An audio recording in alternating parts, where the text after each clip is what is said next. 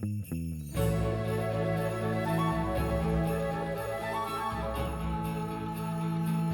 and welcome to the Total Clarity Podcast. My name's Jessie Hyatt. And I'm Mike Varley, and behind us you hear our friendly New York Police Department playing Thriller from their PA system, because that's what amounts to outreach in this city. We have a guest with us today, the lovely Loren Beri. He is a musician, a writer, and an all-around amazing artist. In fact, he is the genius behind our intro song. These are big words for a small song, so I appreciate, the G word. Usually when I'm talking about geniuses in the park, it's very late and I'm not sure what they've been drinking. But I'm honored to be called a genius earlier in the day. Thank you, Mike. Yeah. Well, thank you for taking the time to be with us. We're excited to have you. Thanks for having me. Yeah. Yeah, and a lot of people have complimented your work. They think it's a really great way to intro the show, and they have asked for some info on the music itself, like where to hear it and whatnot. But why don't you tell us a little bit about how it came to be? Sure. Are we sure we don't want to re-record with me not doing that bad joke about genius? No, I mean, right. I am fully confident you're going to continue to do bad jokes. So. Okay, very good. And good jokes too. Yeah, I mean, it's a real. I would say most of your this is maybe another introduction to you, but I'd say most of your jokes are good jokes. All right. We might be looking at a 9-to-1 ratio, good to bad. Oh, Does that feel good? That's generous at best. I think most the people real put it ratio at that will 6 to be 4. important to keep a hold on is the tangential ratio to staying on topic ratio. Ah, yes. Right. So, back to the topic of the song. That's right. So the song, and I'm just to try to thwart your program here. Okay. What if we do a move of chess between every answer and question? Okay. What if just not to put a wrench in your wheel, but Let's just try it. raising the stakes. Okay. Yeah. Okay. If you feel like it. All right. Mike Varley Can that go moves a 2? pawn I thought to that could only go 1. E3. When you're starting, you can go 2. Okay. The song, coincidentally, is called Chess Street, for those not familiar. Tell us about it. Oh, sorry, yeah. So I wrote that song actually a long time ago, in 2012 when I was living in Portland, Oregon. I moved there without really knowing hardly anyone, and certainly no one of my age range. Some very dear friends of the family who became very close friends. My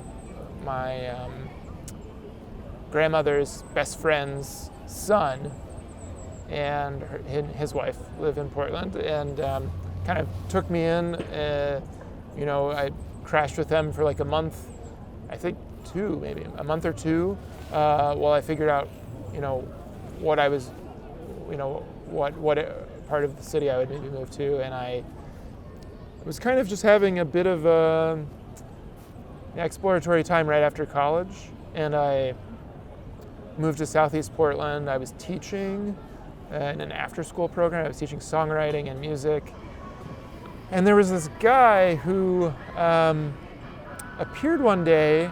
I don't know.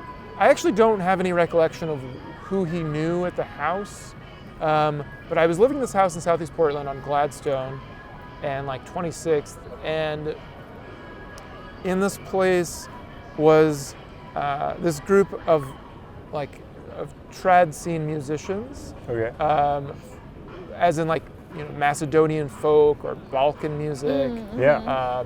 And they were just really into all of those types of music, aka they couldn't stand the kind of poppy music I was making, or indie pop or whatever you want to call it, orchestral indie at the time.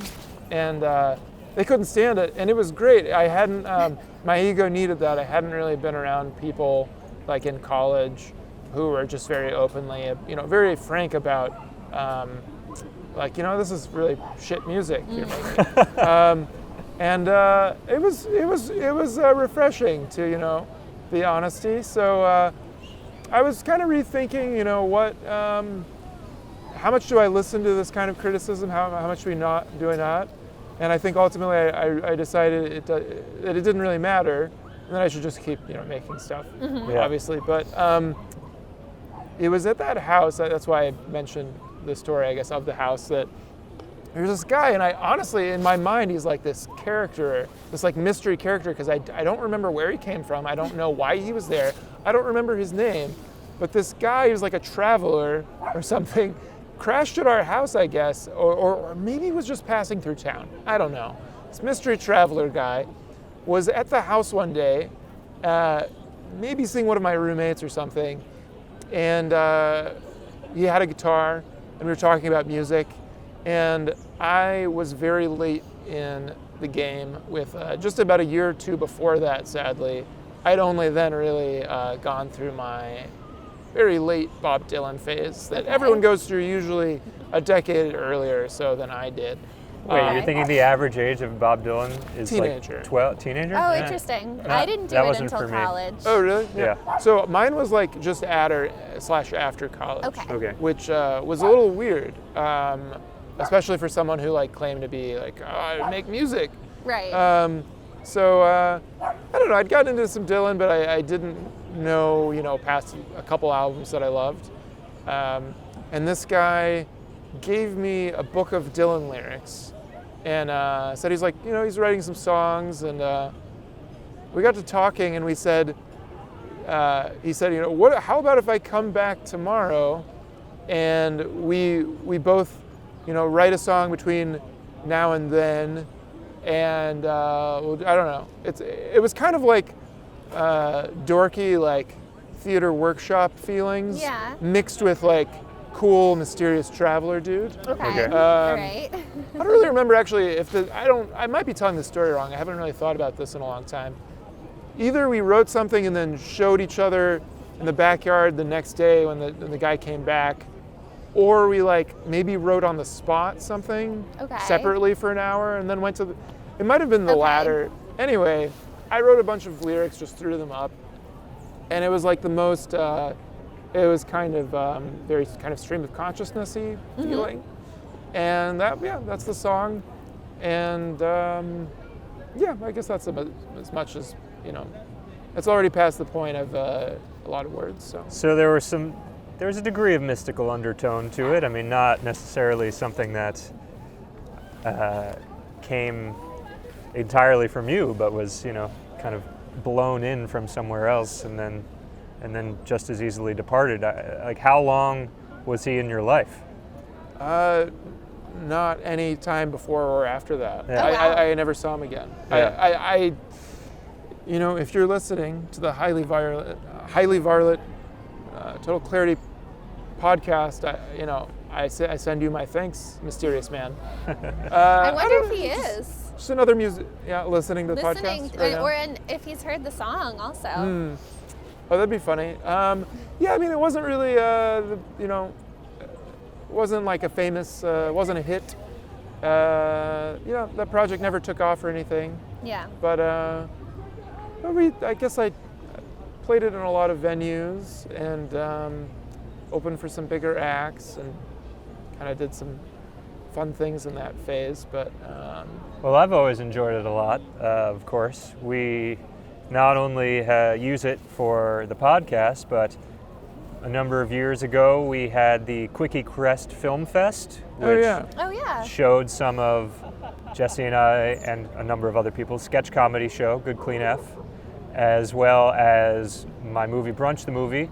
And part of the fest was collecting a number of short films that were 7 minutes or less in length to show at Crest Hardware in Williamsburg, and we showcased the music video of Chess Street at that festival, which the music video also is definitely, in my opinion, worth watching. Tell us a little bit about that. Thanks. Sure. Gosh. I'm jogging my memory. I have not thought about this in so long. So I was in that year living in Portland. I finished making an album of like maybe 14 or 15 songs in the summer. So about half a year into living there. And that fall, I think, I had this idea that I would try to make a music video, and specifically one that was a one-take video with like a choreographed movement around a large space. And so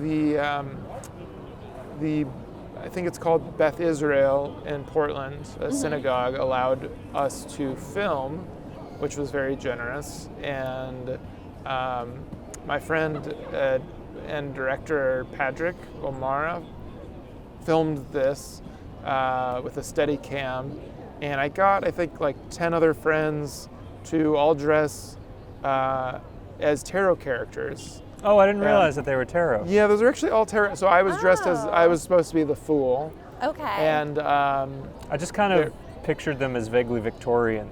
Oh, right. Yeah. Yeah, oh yeah, that was a crazy part of it, is we actually got these, we rented these Baroque Renaissance costumes from like 1 or 2 costume stores in Portland, which was really weird and surprisingly not as expensive as you'd think. It was like not too bad. It was really crazy. So between that and my friend Mia, Patty's wife, made all of these fantastic these paintings on cardboard and things, and like the props, like where it says Chess Street by Met City, which was that's the moniker of the old band. Gosh, what else? I think there were swords and things. I'm spacing on a lot of it, but there was a boat, and then in order to simulate waves, there was fabric attached to sticks that were moved up and down and whatnot. Yeah. But it was, the one-shot nature of it is very well done. There are characters that are getting killed by cardboard swords and then running off camera and then coming back as something else in another iteration, and it really, there's no instance where it feels poorly done. It seems like everybody hits their beat, which is pretty really impressive.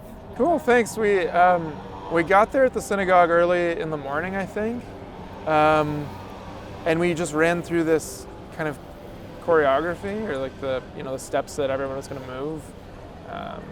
I don't know how many times, like 15, 20 times or something, to practice before even filming. Right. And it was a blast. We rehearsed it, I think, first on maybe a basketball or tennis court or something somewhere. Yeah. And it was a lot of fun. Yeah. It was definitely a weird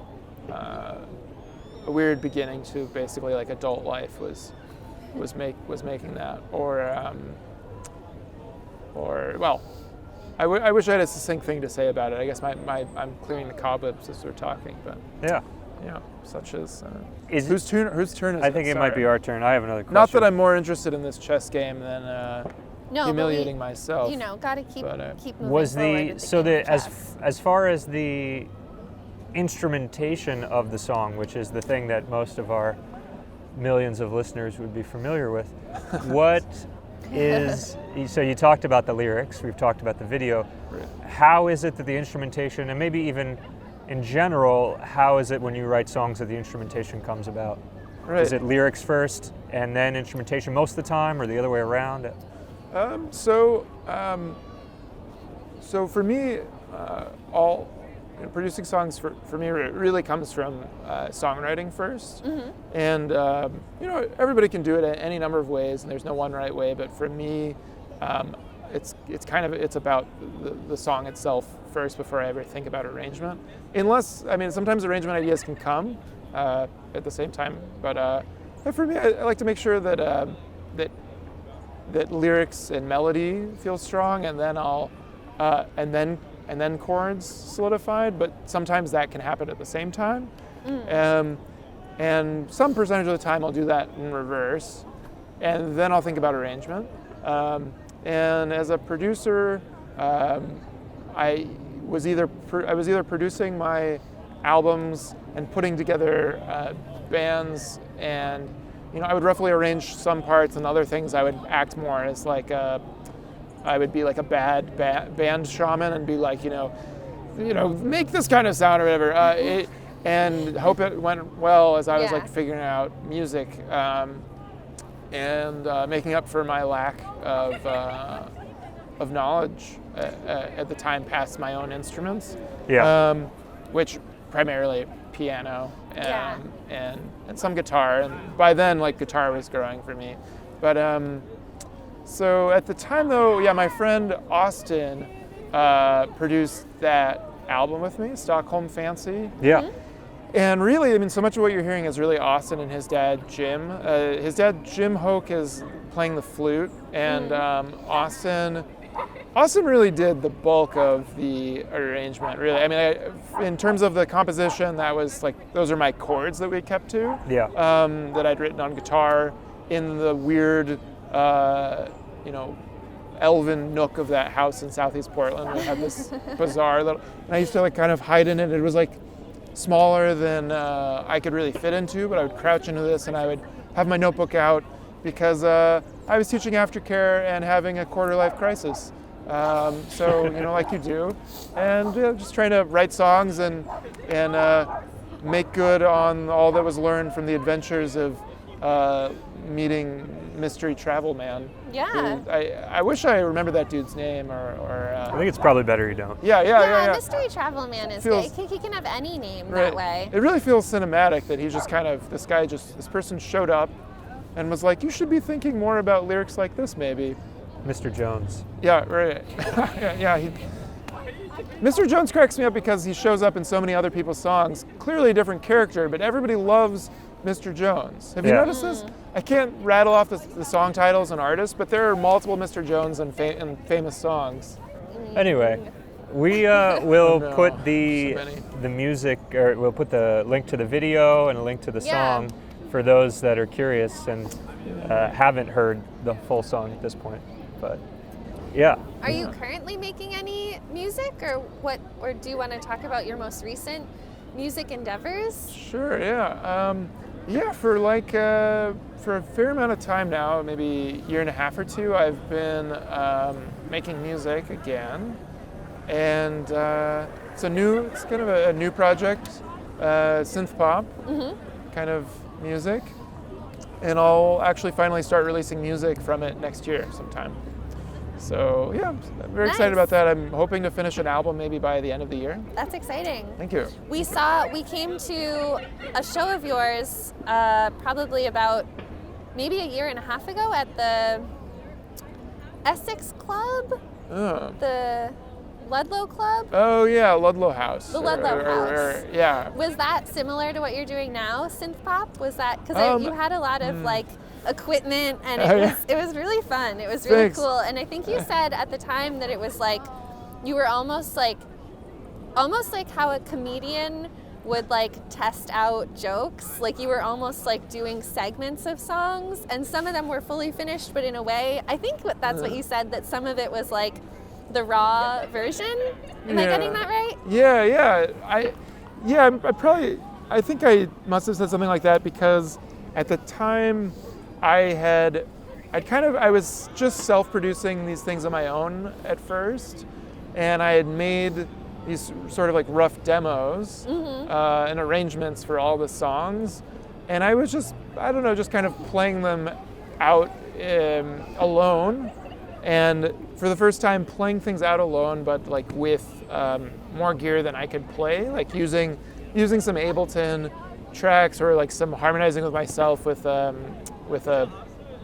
vocal effects processor and things, and I was just kind of trying it out, and I felt like there was I realized that it was different than the stuff I had made in the past, hence my like sort of producing it differently too, was that it felt kind of funny, like it felt kind of silly, and so I thought it kind of called for workshopping the way you might like jokes on a comedy club, I thought. Not that I know anything about comedy, not that I've ever done stand-up, but it felt like it called for making a fool of myself repeatedly until I got it wrong enough to be right. Yeah. And that was when this group, Paper Garden Records, was still active in New York, before their founders moved out of the country. They were doing these like Soho House Ludlow, I forget what it's called, shows, and there were just a few shows like that, it's fun to kind of test stuff out. Yeah. So I know that you have moved recently, and both Jesse and I mean, Jesse can speak for herself. I know that I've lived at a minimum number of locations in New York City. 8 years in one place, 5 years in another. And my recollection of your moving history is that you have moved quite a number of times. Yeah, I don't want to talk about it. Yeah, next question. Next question. This is a thing politically I'm not willing to share, and I've been coached on avoiding. Yeah. I've moved a significant number of times. Which one had the best kitchen? Oh, that's a good question. Oh, you got to go. You don't get to move every time had the best kitchen? I'd have to think about it. Here we are. I don't know. I guess probably one of the apartments in Bushwick. I don't really know. There was that one we visited one time. You had people over for eating. That was a pretty nice kitchen. It was open. You made a curry, I think, and it was. Oh, like the Halloween party you guys just had? No. No, it was. It might have been a Sunday dinner, or it might have been a separate dinner that you were just hosting. Did we have challah? Maybe. Oh yeah. I don't think so. No. Oh, okay. There was definitely a curry. Was there? You were doing this was like in curry 2015? dinner parties. Maybe. That could be right. Yeah, I had a lot of curry going. Yeah. We didn't really get it going truly regularly, but we did it a few times. Yeah. It was in Bushwick, I think on Hart Street. I was living a block from Molasses Books, this awesome bookstore in Bushwick, and making curry and living in a closet. It was the curry closet. That was probably the best kitchen in a way. Yeah. But literally, it was a tenement building, and I was living in a tiny room that was separate from the rest of the apartment. So to go to the bathroom, I had to walk through the hallway. Oh, really? And I was paying like $500 a month. Wow. To live in Brooklyn. It was really a dream come true when I was like, I don't know, in my last college year, I guess, I played a show at this venue where I went to school, Bloomington, Indiana, and there was this band we were opening for from Brooklyn, who was like in town for this like cool secret like record label showcase or something. And I talked to the singer after the show, and I was like, "What's Brooklyn like?" And she was like, "Yeah, it's amazing." And she was talking about how to make ends meet while you're like,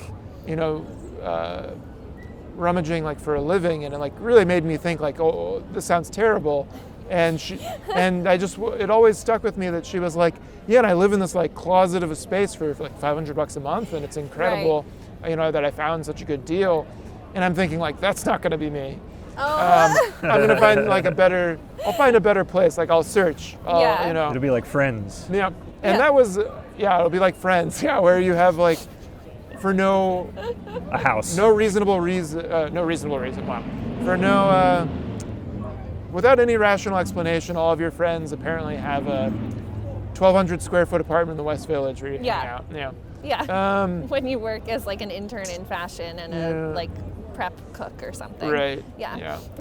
I've never seen the show. I've never seen the show. Yeah. The one where Jesse lies. That's what we'll title this episode. Lack of clarity, the podcast. That's actually something we have noticed for some reason while walking around the city.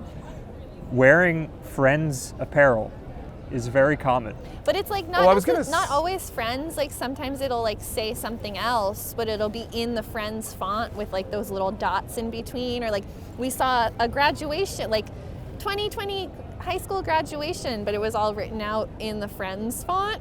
And it was like the one where they graduated. It was, and it's like we can't really figure out why that in particular is the thing that people have. Well, I was going to say Friends is like the most watched show in the world. Oh. Do you know people from all over the world specifically watch Friends to learn English? Yeah. Oh, really? It's like I didn't know that. Yeah, it's like the most watched show internationally. I don't really know like a rating if it really is ranked number 1, but I feel like it's the one I most consistently hear people from other countries saying either they love or they watched it to learn English or both. Oh, that's like really interesting. Everyone watches Friends. Every country that you might have a friend from probably Well, it's like a watched sitcom Friends. telenovela in a way, because they just constantly find ways for the various people to romantically connect. Yeah. It's white noise. It's basically television white noise. And so I guess it's just not, yeah. You're learning English from Friends and you just Yeah. Bing, bing, bing. It's going to be it's gonna be a great part to edit later tonight. Well, what if all you could communicate after watching Friends is it's like, Rachel, oh Rachel, oh my God, did you know that Loren learned all his English from watching Friends? Oh, Rachel, we passed the hummus, Rachel. Could I be? I don't even. Could I be? I'm not even sure if I'm getting the right name. Rachel was Jennifer Aniston. Is that the one he's always pining for, David Ross Schwimmer? was, yeah. Yeah, right, Ross. Yeah, I've That's never right. seen the show. Yeah. No, in high school, people used to say, the popular kids said that I reminded them of Ross from Friends. Oh, wow. Which, in hindsight, was offensive. Was it? That's like the whiny one. I I happen to like guess he David was Schwimmer, the but kind of sad character. He's a good. I don't know he's anything. a good actor. Is that a monkey on that man's back? No, it's a dog. That really looks Well, like a that's monkey. like a big dog for a It's a backpack. giant monkey. Yeah. Sir, monkeys are not allowed in this park. It's a monkey dressed like a dog in a backpack for Halloween. Not Yeah. since the Monkey Fiasco of 2018 are they allowed in McCarran Park. Is that real? Yeah. It's your move. Wait, what happened in the 2018 Monkey Why Fiasco? are you taking his bait? There is no way there was a Monkey Fiasco 2018. I want nor to hear would about he know it. about it if I there want to was. know about it. Okay, so for those of you who are still listening to this podcast, I want you to know that the Monkey Fiasco 2018 isn't just real, it could very well happen again in the next, by 2025 it's predicted that no fewer than 50% of the New York City parks are going to be overrun by monkeys. Yeah, well, is that because they live under the soil? Yeah. I think I have heard about this. Yeah. I think it was on an episode of Friends. Yes, and it depends on the kind of soil, though. I'm sorry, I've just totally hijacked the show. Is I'm Marcel sorry. their king? I'm sorry. Hey, look, you two, you now have a job to do. You have to bring this to a conclusion. So I don't. Go on. Who's Marcel? This is a diplomatic way of I'm throwing you a bone here. Marcel is the monkey from Friends. Oh, right. I knew it sounded familiar. Oh, Mike is diplomatically handling. He did not like this joke. He's like, no, it's cool. We can keep this joke. But you got to find a way. You gotta figure it finish the out. Joke. Oh, look at this doggy. And that's how we finish it. And there's the next monkey. By looking We're at done. another Done. dog. Oh, wait, I understand. You think dogs are monkeys? Fun story. Ariel's parents taught her from a young age that cows are called ducks No. and ducks are called cows. I believe. So she'd mix it up all the time. Up until like the 3rd or 5th grade, I think 3rd grade or something. The teacher said, "What is this called?" It was a cow, and she goes, "That's a duck." True story, true prank. So that's what I've been doing. I've been monkeying the ducks. Yeah. Yeah. Dogs. That's really Oh my funny. God. Cows. I really like Cows. that idea of like Cow dogs. having, doing everything else like kind of by the book with the kid that you have, and then just teaching it a couple things wrong. Just to see what Yeah. I think that's very funny. Yeah, you don't have to get all this right. Yeah. I think, if we thought in terms of we don't have to do this right completely, maybe that'd be healthy, Yeah. Yeah. Well, I think it creates a sense of humor too, because then you're like in a position where you're the only one that thinks that the cow is a duck, but you know what you're not like dumb. You know that it is a duck because you've been told it's a duck and you've remembered that it's a duck. You know that it's a cow in concept, but you know that the name of the cow is a duck. And then you're put in a position where you have to explain why you think that cow's a duck. Moo. Okay. Quack. Is it my turn here? Sure. don't All right. I'm really learning that you don't remember or know much about chess. No, That's I've good. only played it a couple of times. The last time I played chess was probably That was in a good move, 2000. Thank you. It was probably in 2011 against my friend Hardy's younger stepbrothers who were like 7 and 8 years old, and they were very good at chess, and they beat us a lot. Hi, how are you? Hi. I'm a diabetic. Yeah. I applied for the Medicaid and kicked me. It take like 45 days.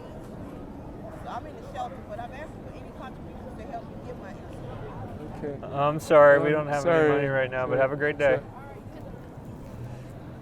That's the first time somebody has solicited us for money on the podcast. Yeah. This is a good transition into one of the things that happened to us this week.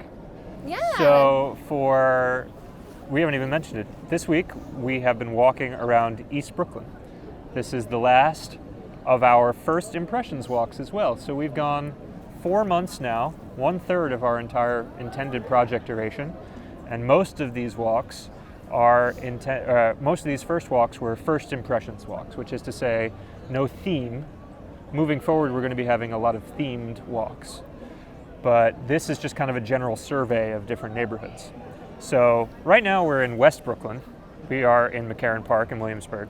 But this whole week we were on the east side going through East New York and Marine Park and Canarsie. Bay, That's right. A little bit, kind of the edge of that neighborhood, but yeah. And so lots of interesting stuff down there. One of the interesting things is Marine Park. Have you ever been to Marine Park? No. Yeah. It's the biggest park in Brooklyn. Wow. Which I was really surprised because I always thought Prospect Park was the biggest, but it's actually about 20 acres bigger than Prospect Park. But it's more like a nature preserve. Like there's a lot of trails, but there's a lot of salt marshes and like rock areas. So it's sort of like to keep the wild parts of New York wild. Okay. Is their thing. And it's beautiful. I'd highly recommend going down there. There's tons of hiking trails, and that's basically what it is that you do there. It's not like grassy park, like manicured, designed park. It's more like going out to the beach and like seeing the nature kind of park, which is cool. It really does prove that New York has everything, because there's also ATV trails out there. Yeah. And I nearly got ran over by 3 preteens while walking along an ATV trail. It was that was the one day that it was not rainy enough to be able to walk through that area. Almost every day otherwise, it was either raining or drenched ground. So to walk through the area was to get your feet totally submerged in mud. Oh God. So part of the reason that it was making the transition here for solicitation was that there's a bathroom at Marine Park, which is a valued commodity while we're doing these walks. And inside the bathroom this week, I ended up making an acquaintance. He was there every day. His name was Adam. And he set up shop in the bathroom, especially on the rainy days. So someone was living in the bathroom. Essentially, yeah. So the first day I went in there, and there was a man that was just propped up against the hand dryer. And that's fine, except, so I'm the only other one in there, and the hand dryer is like directly next to the urinals. So I'm using the urinal, and there's a man 3 feet away from me just kind of like looking at me. And then I wash my hands, and he's up against the dryer, so I'm not going to use it. We're not exchanging any words. At this point, fairly common exchange in New York City. There's just somebody in the bathroom, and it's particularly on the rainy days walking around the city, there are always people in the bathrooms just kind of hanging out. There was one rainy day, just an aside, a couple weeks ago where it was our first like cold rainy day, and I was not super prepared for that. And a couple times Mike went to the bathroom to use the bathroom, and I went to the bathroom to use the hand dryers only. So like I understand the feeling now of wanting to just be on the hand dryer on a cold rainy day. Yeah. So anyway. So the way that our route is constructed, we're able to use this bathroom twice. So I came back to that bathroom again, and he was in there, and we started having a conversation a little bit, just because he started getting a little awkward and asking, do I want to use the hand dryer? And I was like, no, that's okay, man, no problem. And at that point, we had broached the conversation barrier. Tuesday, saw him again. It was not a rainy day. He was outside on one of the benches lounging. We immediately recognized each other. He said, hey. I said, hey. He said, if you have any money, I'd appreciate it. And I said, okay, and I was like, I'm going to go use the hand dryer. He was like, okay, yeah. So that was day 2. Wednesday, he wasn't around. That was the sunniest day, so wherever he hangs out on the sunny days, that's where he was, I guess. Thursday was the rainiest day that we had, and I went in the bathroom, and lo and behold, he's at the hand dryer again, just sitting on back of it, warming his hands. I had on a whole rig for the rain that day, which included like suspender pants, and a big coat. And so I was contemplating, taking off my clothes a little bit more in order to pee easily. And so I made my way to the one stall that was in this bathroom, and he was like, oh no, if you go in there, I have to take all my clothes out of that space. And I was like, no, that's fine. You don't need to do that then. And so I managed to like unhitch one of my suspenders and take off my coat and just pee in the stall, or not pee in the urinal. And when I'm done, I wash my hands, and then I say to him, today I'd like to use the hand dryer. And he was a little concerned, and he was like, okay, but I need to push the button for you. So I was like, okay. So he kept pushing the button for me while I was drying my hands, because he didn't want the dryer to get wet, because I had some wetness associated with the rain. But I mean, it worked out pretty well. As far as I was concerned, it was a fine exchange. I should also say that throughout the week, there were people that were going into the bathroom and then immediately leaving because this man was here and they were concerned about whatever his vibe was. But we had found a pretty good rapport. And then the final day, to this point, I hadn't really had any significant conversation with him. I hadn't learned his name. I was leaving our house, and I saw a $20 bill on the ground right after, and I was like, oh, I immediately know where this is going. So I stuck it in my pocket. It was pretty rainy again. I had on a different outfit.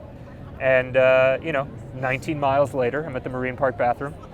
And I go inside, and he's like, oh, you're looking good today. And I was like, oh, thank you very much. I had on a different outfit, different set of rain gear. And I went to go to the urinal. I don't have to typically go that much when I have to go to the bathroom. Basically, anytime we find a bathroom, we go, because you never know when another one's coming. Yeah, and the bathrooms in the city close at 4 p.m. So, you really don't want to have a full tank. You want to be able to go as much as possible. And so I'm there, and, he's in his spot on the dryer, a couple feet away from me, and I'm, having a hard time getting the pump going. And he mumbles under his breath, do you need me to turn the water on? And then stops, because he knows that I'm just standing there waiting to try and figure out how to get it going. But I eventually do get it going, and I say to him when I'm done, so do you come here often? Do you hang out here? And he we have a little bit of a conversation. Obviously, this conversation is a little bit stilted because there's some sort of mental issue, disability. I don't know what. I kind of think maybe he's schizophrenic or something like that. That was kind of the read I got on it. But it's hard for him to have conversation. So, we were able to, he goes there because it's dry, and apparently nobody really bothers him at the park as far as the rangers or anything like that. And then, I was able to give him the $20 bill. I was like, hey, I found something. And as soon as I found it, I thought of you, which must have been a weird conversation for him. I mean, I can only imagine he's seeing a guy in a different outfit completely every day come in and use the dryer. We recognize each other. He's being talked to by, so I don't know what he's thinking I'm going to have in my pocket, but ultimately I have a $20 bill, and he was very pleased that he had a 20 to his name. I like that end, because at first you just said, I know where this is going, and you're like, and then I put it in my pocket. Yeah. So I was like, oh, I guess that's where that was going. Yeah. And And yeah, I mean, I told him I was walking a marathon a day, which probably seemed just as crazy to him. And then he was like, let me get this straight. You think I'm the crazy one? And you're walking 10 hours a day? Okay. Yeah. Okay. And so he was appreciative for the 20. He asked where I was from originally. I said Long Island. I asked where he was from, and I was like, and he didn't understand really. And I was like, like Brooklyn or Manhattan. He was like, Manhattan. I was like, okay. And then we departed, and I suspect we will not see him again. I mean, maybe we will, maybe we won't. But he, shortly thereafter, walked off to, I guess, a deli or somewhere to find somewhere to spend the $20. So, yeah. I don't know. It was an interesting week of learning about Adam. Interesting. Yeah.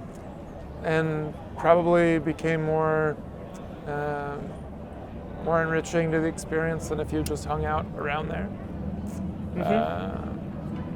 Yeah. Well, it's interesting to me, like,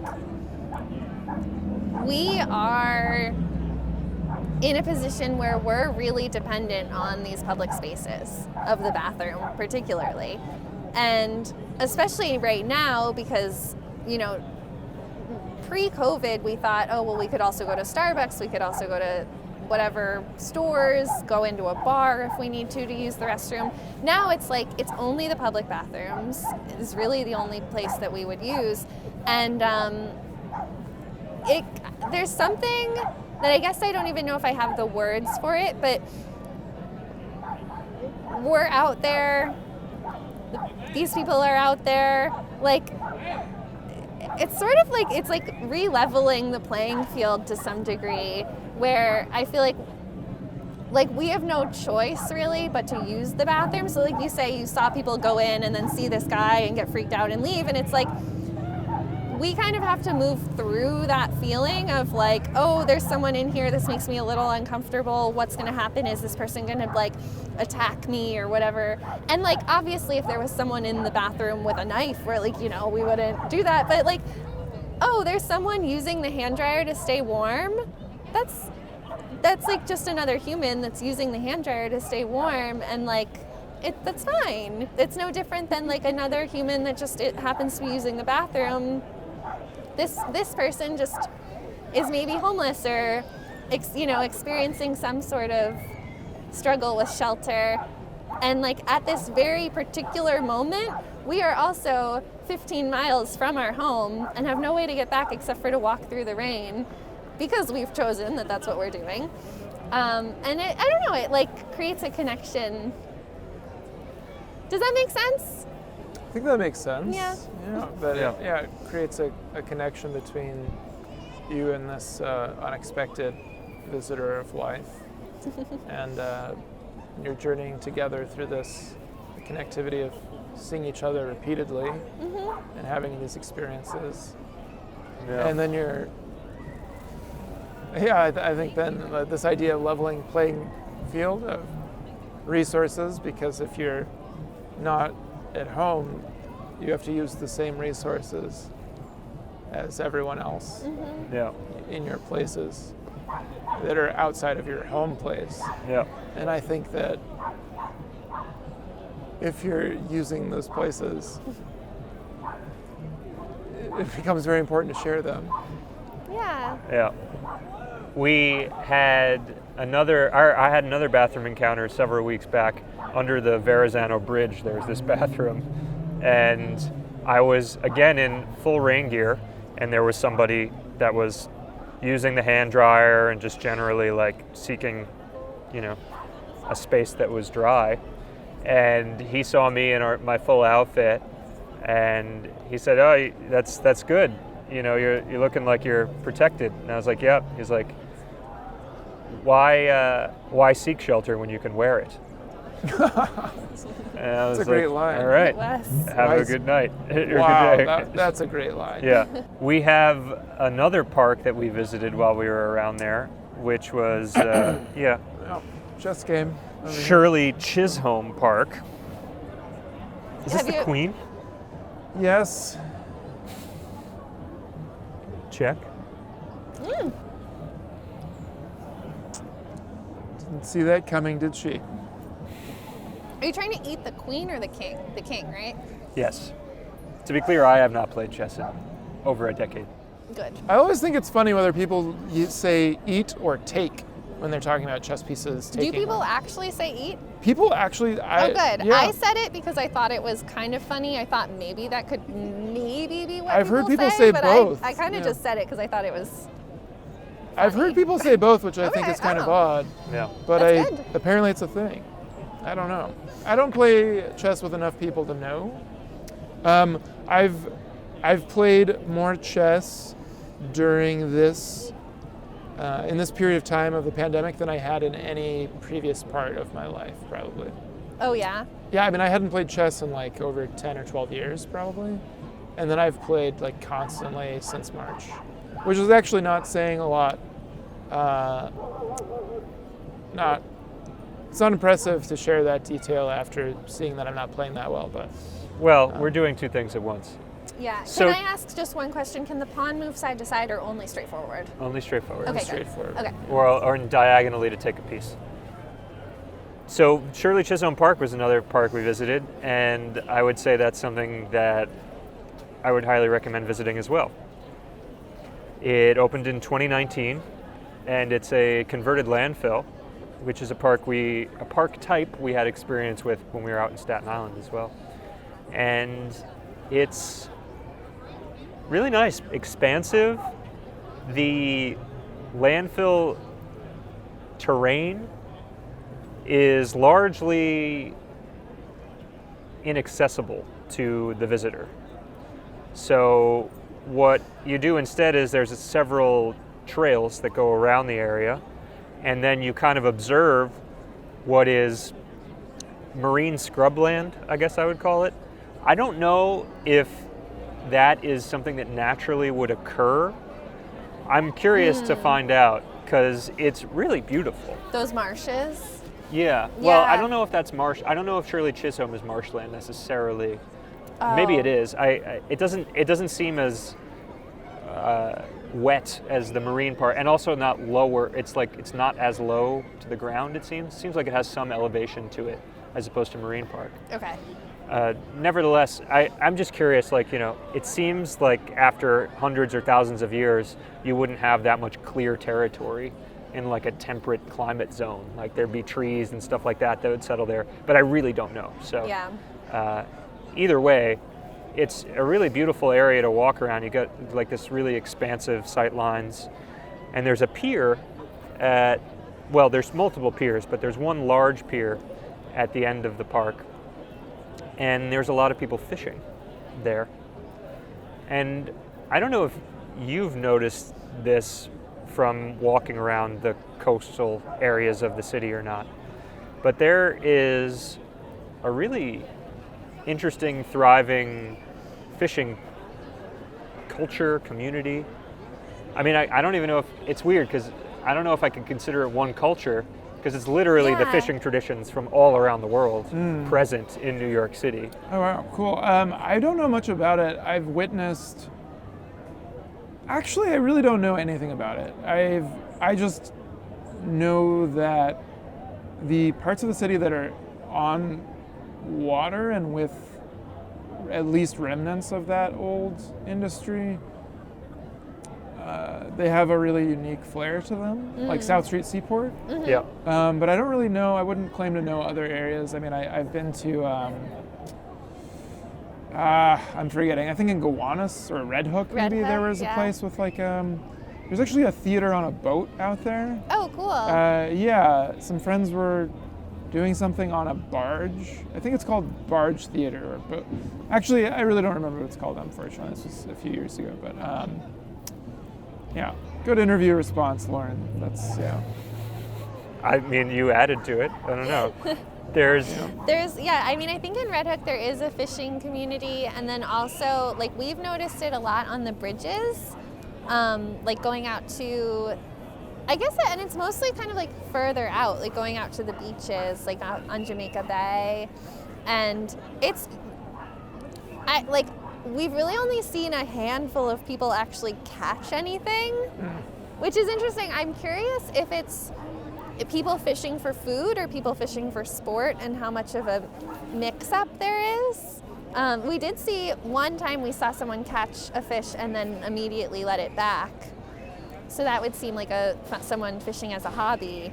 But then another time we saw someone catch a fish, this was just this week at Shirley Chisholm, and it was a big old one. It was a big old fish. And he caught it, and then like a neighboring fisherman was yelling over at him like, oh, that's a blue fish, good for eating, keep that, put that in the cooler, cook it up, grill it up. And like, and the guy was kind of like, okay. But he's like, it was like an older gentleman yelling about how to cook the blue fish. Wow, he was like so excited. That's what I have most days for lunch. Yeah. Quinoa. You're gonna want to put quinoa with that. Yeah. Yeah. All right. Yeah, but so that guy that was telling him what it was in broken English was Asian, and the group of guys that had just caught the fish were Hispanic, and like, That's cool. we've seen people like doing net fishing, where like they're wading in the water and throwing the nets, as well as like the net fishing that has the poles and you like kind of loop around, and yeah, it's just fascinating to think that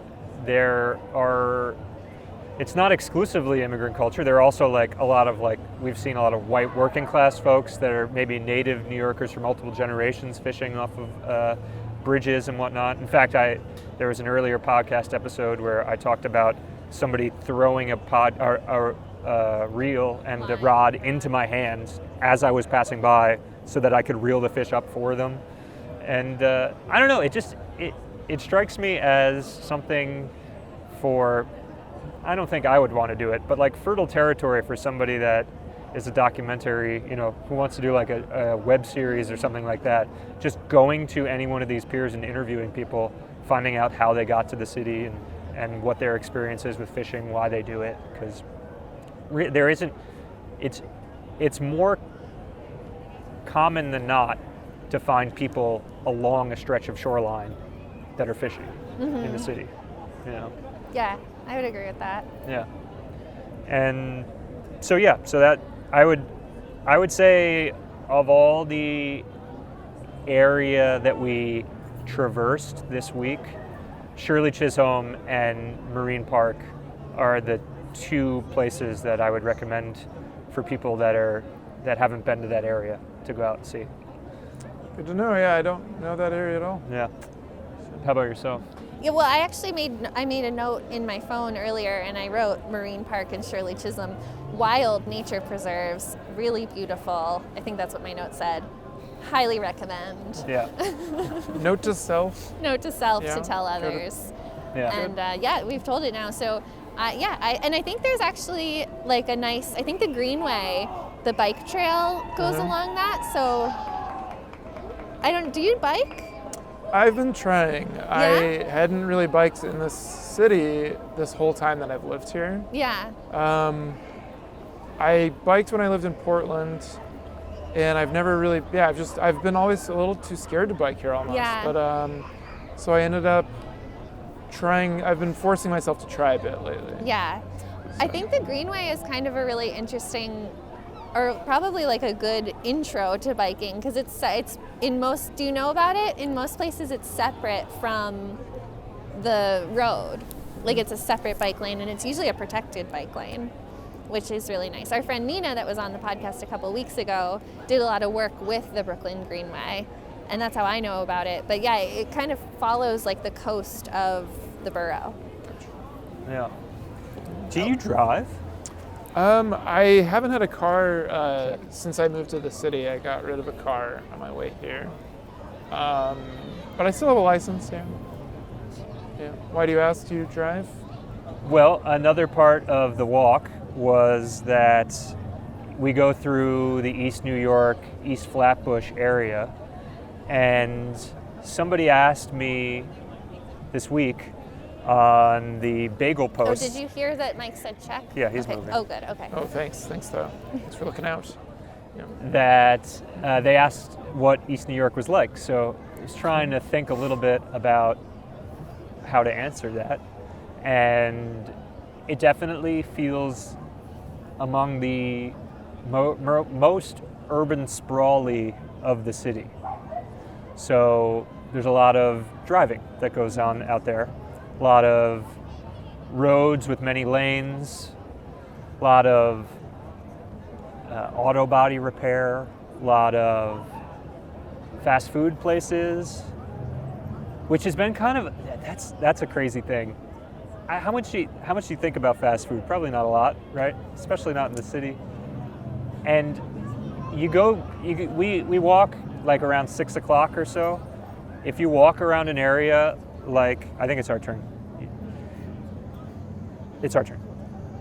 You walk around an area like East New York, where there's a lot of cars, and around 6 o'clock, you'll see lines of people at fast food restaurants getting their dinner. Oh, really? And I mean, that makes sense, like rationally, you know.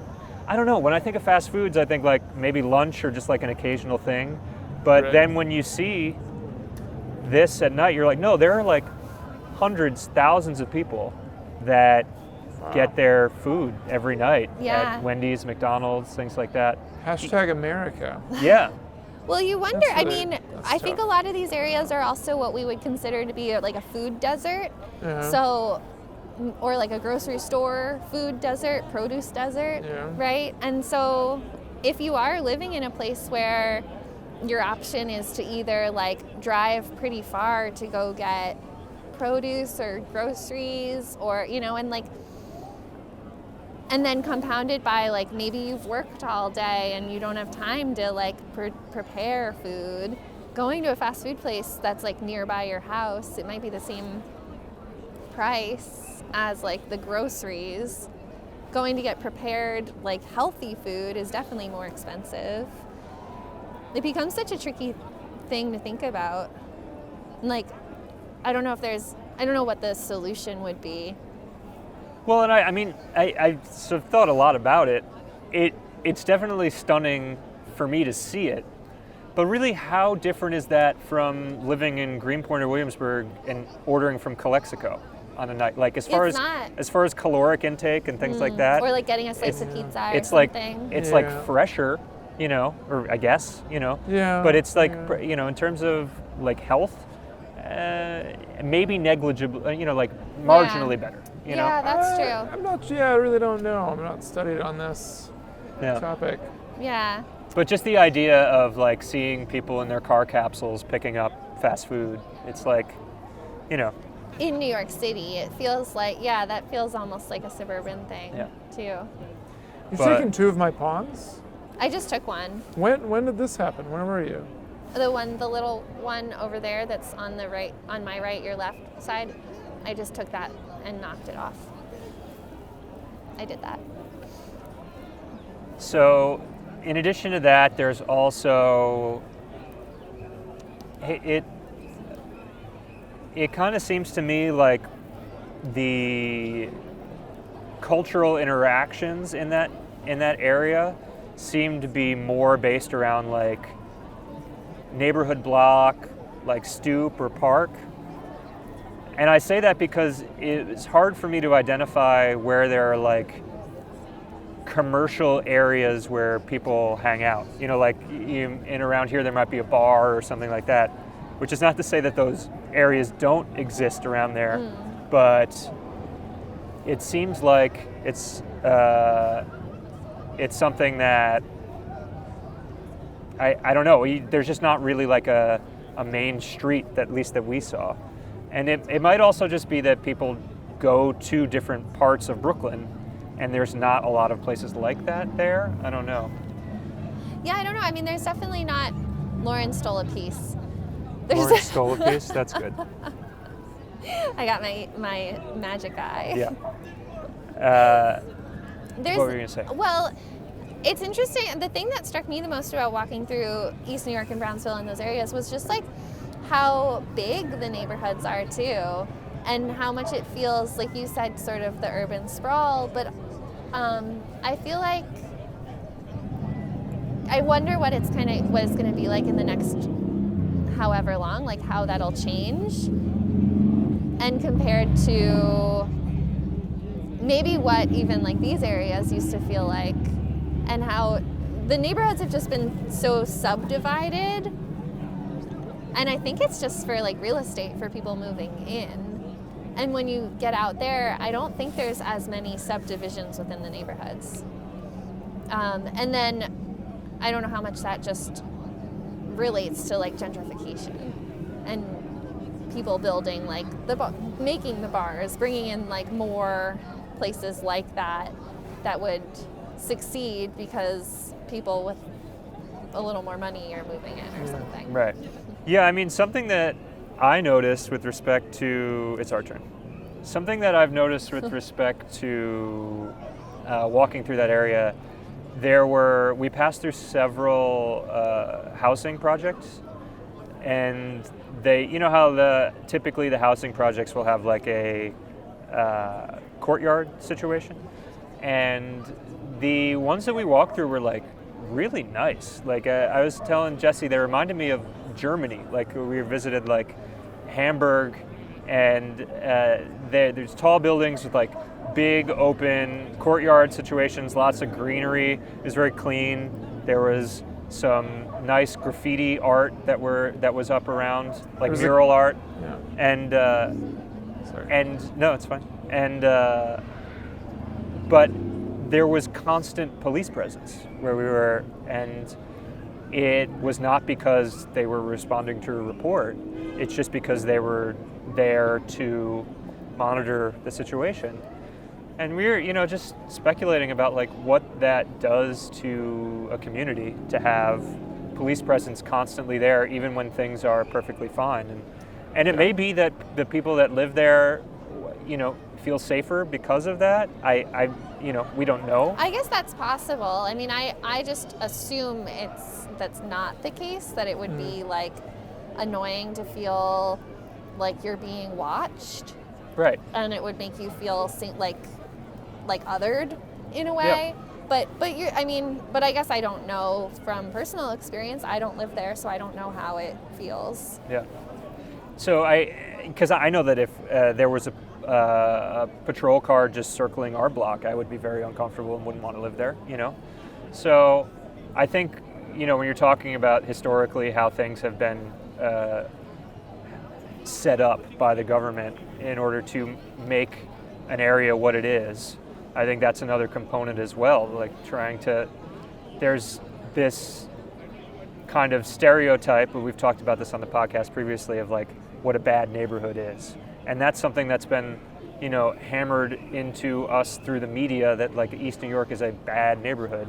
And that's not something that we agree with or really want to continue to have part of our vocabulary, is the concept of bad neighborhoods, period, And I think that's reinforced by this idea that's like, well, because it's a bad neighborhood, there needs to be police to maintain order constantly, And I don't know, it felt really like disappointing to see an area that I felt just removed from all context was a pleasant place to be in, like just green and open, and I could imagine there being like a vibrant community there.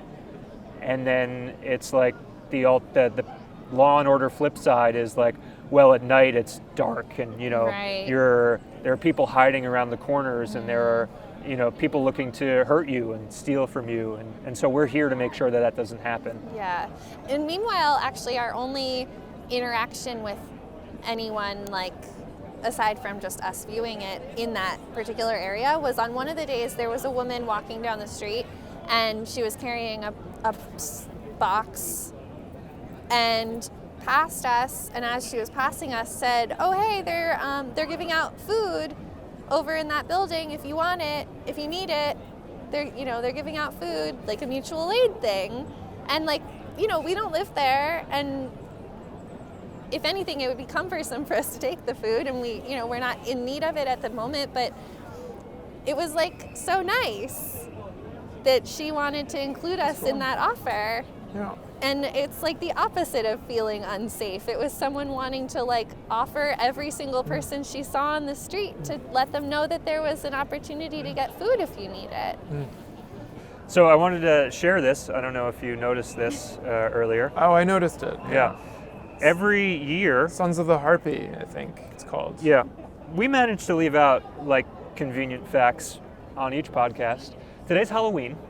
It took us an hour and 19 minutes, Halloween. I think, to mention that. Well, we mentioned the cop car playing the Thriller. Oh, yeah. And the Monster Mash. Yeah, that's true. But not why they were doing that. No. Yeah. And every year for Halloween for the past 9 years, I think 9, I've made a Halloween mask. Yeah. And so this year, Wow. I made one out of our You didn't know stickers. Yeah. I don't think I remember that. In fact, Yeah. probably at some point over the years I would have seen it. Typically, we'll see how badly this impacts the audio. Typically, I do something that doesn't actually have a like a costume element to it, which is to say, like, I'm not anybody, right? Like, I am the Highly Violet mask. The only year I've done one where I was a costume, I was Eli Cash from the Royal Tenenbaums. The Owen Wilson character. Oh, excellent. When he Good stuff. gets that face paint on, and then At the drives very over the end, wedding. when he's like, So I admit I saw that movie once when I was 16. I don't remember it. okay. I I'm remember pretty sure you're in that movie. So, I don't know. Amazing. I will have to go remember myself. Yeah. By the way, I took your queen when you looked away. I just want to admit that. Oh, that's good. Yeah. Yeah. This is Loren chess. This is not real chess. Yeah. So, it's going back now. Oh. Oh. So, this year, I wanted to do something that would allow me to remember what it is that we're doing, which is what I generally do most years. So, one year I went to Stockholm, Stockholm Fancy, and I made a mask of Sweden, the Swedish flag. And another year we went to Europe, and I bought beads in every city that we visited. So we visited 6 cities in a year, and I bought beads in each city and made a mask out of that. So this year I wanted to be able to remember that we were doing this marathon project, and so I purchased a mask that was already, like a plastic cheap mask at a Halloween store, and then I applied our stickers to it. The sticker looks great, guys. Thanks. Thank you. I've got mine here. 2020, total clarity. Did you design this before the pandemic started? We did. Yeah. Yeah. Yeah. Sorry. We did. We ordered it. We ordered 5,000 stickers.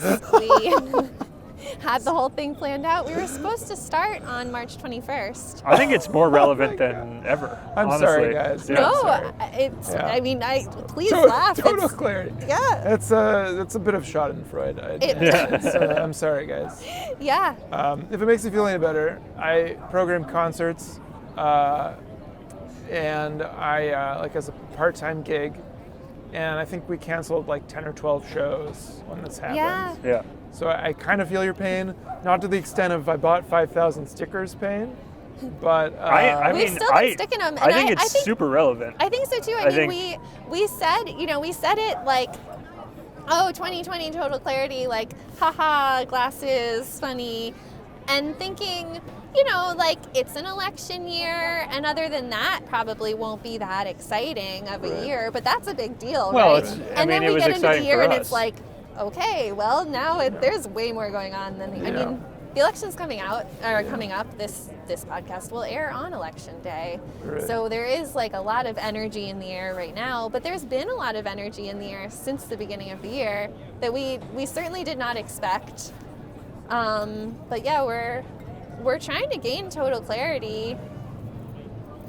someone, by the way, has been taking our photo very sneakily. I think the cameras attract some degree of attention of like which board member of our CSA is doing an interview in the park. Because we definitely look like pretty dry toast potential interviewers or interviewees. People could see us and say, are they talking about the best uses of a Chemex or an AeroPress? Oh. Who's talking? I better eavesdrop. Check out this pink unicorn over here. Oh wow. Oh my gosh. For those keeping score at Sorry home, to get us off track. Oh there my is God. a woman in a pink unicorn Please costume. come be Like a interviewed. blow-up. Yeah, blow-up. akin to We have so many questions The for you. T-Rex. very popular T-Rex outfit from the past few years.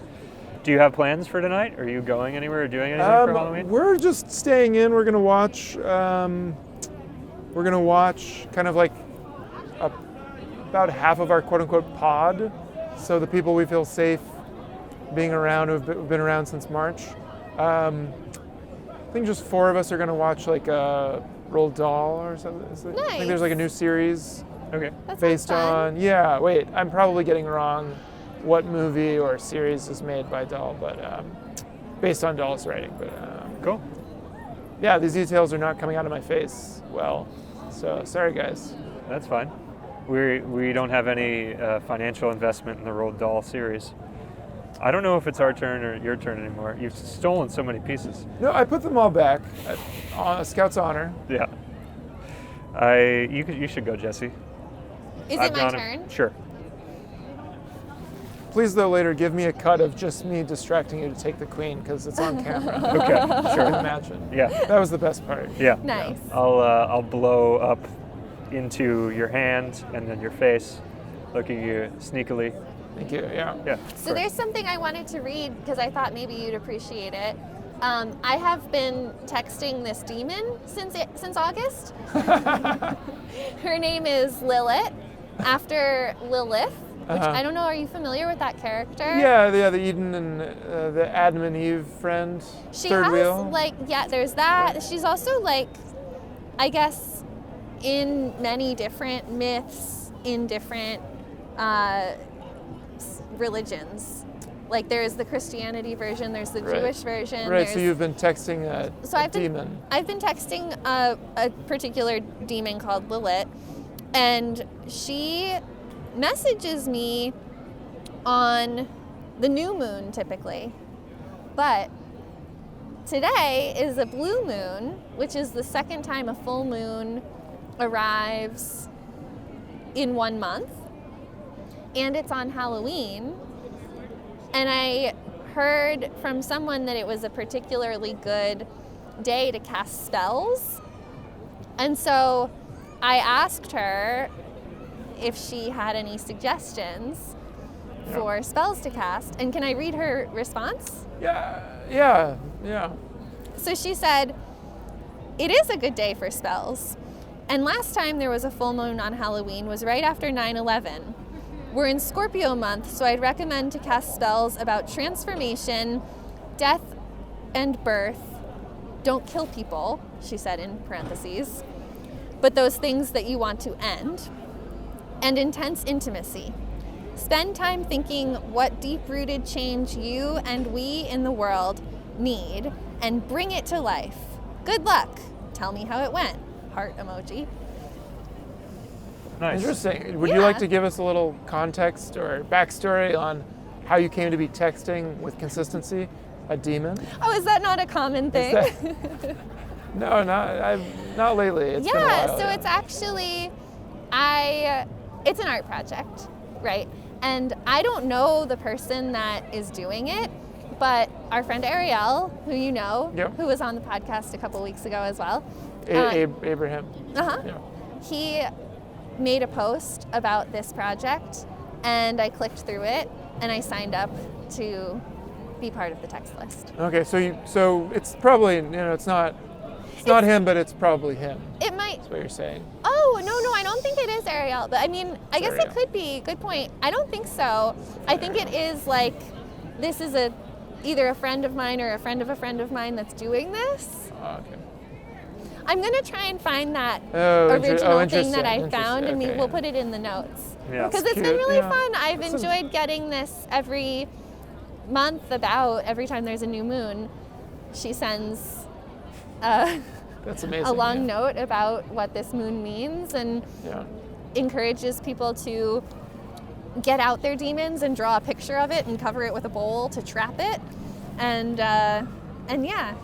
And then this one in particular is about, casting spells for transformation. And it seems like a good time. I thought it related to our total clarity concept as well. While we are going through sort of a tough year as a entire humanity. Yeah. Everyone's experiencing it differently. It seems like a nice time to sort of cast some personal spells. Yeah. So we noticed you just brought something out of your bag. These are tarot cards. Yeah. What did you bring those for? I thought maybe I would read some tarot for you today. Just a thought. I would love that. I know. Right. I actually maybe had, this might have been another premonition. I had made some notes, and one of my notes said, "Tarot cards." Because I was wondering if you were still doing it. Spot on. I was going to maybe just ask you about it, and then I also thought it's possible that he might bring them along. So sure, I would love that. Yeah. Okay. Who would like a reading? Me first? Sure. Okay. All right. Would one of you like Would you like a real reading or a fake reading? Probably the one that involves precision of time. I don't know how long. I mean, I've seen they could take either a half hour or an hour, and that's not something that's going to be sustainable. Yeah, let's just do a one-card reading. Yeah, that sounds good. And let's make it a sincere one to start. And then we can always do a jokey reading later. All right, kids. So it's me first? Or actually, wait. I'm actually no longer having other people shuffle the cards. Right. But because of the sanitization. No, I think also just generally I don't really do that anymore. Okay. I don't really read that often, to be honest, anymore, but every now and then I try. Is there a topic you'd like to be thinking on in particular? Or any particular question? Let's think, because I just read that spell suggestion from my demon, I'd like to think about what I should be focusing on when I make my Halloween spell tonight. Okay. What spell should Jessie be asking, should be making, rather, for Halloween? All right, so you got the King of Pentacles. The King of Pentacles is a grounded leader who is king of the family of cards most associated with the accumulation of wealth and prosperity, and having a really great beard with real golden locks, kind of like a Viking. It's really like a Viking character, sort of, and he's got a starfish on a stick. All right, next question. Is that? I go again? Yeah. Okay. I only thought I had one. Oh, sorry. Wait. I guess I didn't really answer. I didn't really tell you what that meant or anything. We could. I mean, if you wanted to do the more, dry humor run of this, I could just not give you any suggestions as to what this is. What? Yeah. No. I'd like to know, what does that mean for me? A spell. If you're asking what kind of spell because you've been texting a demon, it's an unusual question. It's not a category of life or something. You're asking about a spell. It means that you should probably be making a spell to bring about conditions in your life that are conducive to living like the King of Pentacles. Okay. In which case, it might have to do with calming the nerves and being in touch with nature. Maybe try to, in the near future, pick a sunny day and go with one or two friends to a park and maybe sit in the park for a while. Just kind of take in the rays of sun and just try to clear the mind a little bit. And let me just go ahead and read from the book. I don't really remember much about the King of Pentacles. Okay. I am rusty. That's okay. But I knew that this was the Halloween edition of the Highly Varlet Total Clarity 2020 Best Year Ever podcast. In spite of his warrior dress and glittering royal crown, the King of Pentacles is a jovial son of the earth. He doesn't seek out the lords and ladies of his kingdom, as does his wife, the Queen, but prefers the farmers who till the soil and work hard for their living. He enjoys animals too, as their unquestioning connection with nature is similar to the way he would like his subjects to be. He too has worked hard all his life and through steadfast and solid effort has won a great estate and much success. He also has a terrific array of hats. Now he wishes to enjoy it and preserve it for his queen and their children. Big-hearted and energetic in practical matters, he has no use for claymation or intellectuals and makes no effort to understand esoteric ideas. His only scholarly skill is to be found in mathematics because he finds the predictability and accuracy of numbers to be eminently practical in his affairs. In other ways, he is slow to change, possesses little taste, and his social graces are fairly raw, such as when he has crumbs in his beard. He is truly a quote-unquote rough diamond. So that's what the book has to say about the King of Pentacles.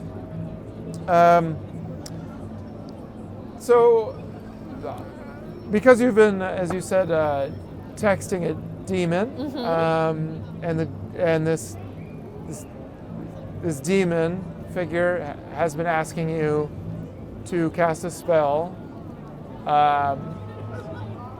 I would say maybe the spell is relating to embodying the vibe of the King of Pentacles.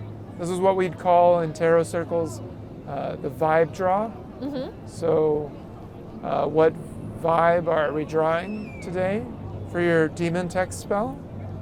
It's very common, your scenario. And I want you to know there's nothing to worry about. People are often texted by demons. Demons named Kathy, demons named Katie, demons named Tree, demons named Carol, demons named Sarah, demons named Kathy, more demons named demons Kathy. named Tree, demons named Sarah. So do you feel like you have enough information for how you're going to cast your spell? I do. Yeah. Nice. Well, Thank you. Yeah. Thank you for the reading. Anytime. I think that's... Do you get to pick a card? No, I think that's pretty much where we should... I think it's way more focused to have everybody think about what spell they're going to cast at home Okay, for that's Halloween. fair. I don't really have a Halloween-related question. Yeah, I mean, I guess when people are watching this, it is past Halloween. So you need to either retroactively cast a spell, or you're thinking about what the election results are going to be today. So maybe there's already a host of spells that you already have in the chamber that you're looking for the results. So I don't know. Let us know if you've cast a spell and how it went on Halloween or coming up. Yeah. Thanks for joining us. Thanks for having me. Yeah. Yeah. I mean, been a neurotic delight, and I'm not sure what we've accomplished, but I think that it will, as the days unfold, and as the election unfolds, it'll tell us whether those spells are spells for the Chamber of Secrets, or spells for a chamber pot. Yeah. Yeah. And as to which of those our country's going to. Yeah. And we never finished the game of chess, but it's pretty wide open. We'll leave in the description who won. But thanks so much for listening and watching, and till next week, take care. Bye. Bye.